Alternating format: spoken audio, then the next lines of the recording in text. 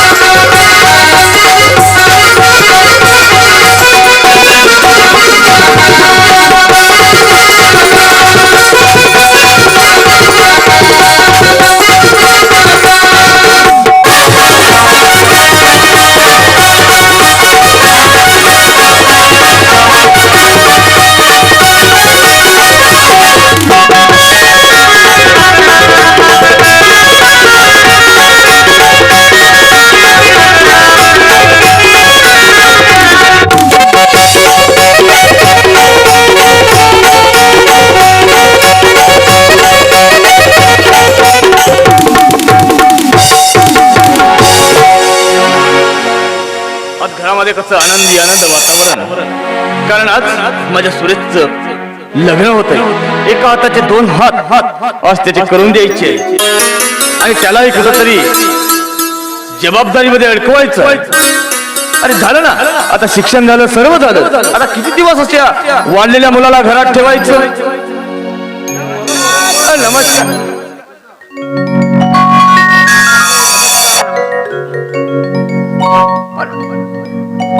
मी काय म्हणतो दिनू? अरे तू इथं कसं काय रे? इथं कसं का म्हणजे भाऊ नव्हे का माझा? बहीण नव्हे का? अरे बाबा, हाय भाऊ तोय भाऊ म्हणजे असे तुला किती भाऊ आहे? किती भाऊ म्हणजे हे ह्या आता कसा आमचे एक माय आमचे 2 बापू. आणि हे ह्या माझ्या मोठ्या बापाचा पोरगा. काही खरं नाही. खरंच म्हणजे तुला नातेवाईक भरपूरच आहेत. नातेवाईक नाही अक्षता पुरल्या का हे आता बहीण नव्हे का माझी मोठ्या बापाची पोरगी हा झालं. तुमचे वराडी पूर्ण आले. मराठी आले ना पुन्हा